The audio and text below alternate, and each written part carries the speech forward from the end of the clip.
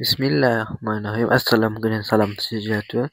Selamat datang ke Ilmu Channel. Sebagai ini merupakan penghujung musim bunga, kita akan ke Hyde Park.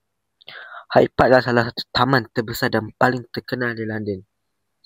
Taman ini memiliki sejarah panjang yang kaya dan telah menjadi lokasi berbagai peristiwa penting dalam sejarah England, termasuk demonstrasi politik, pertunjukan muzik dan kegiatan sosial lainnya.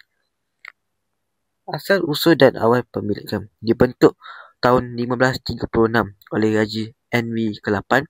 Awalnya, tanah Hyde Park adalah milik Biara Westminster, dan setelah reformasi England, Henry ke-8 mendirikan taman berbusa. Dan ia dibuka pada umum pada tahun 1637.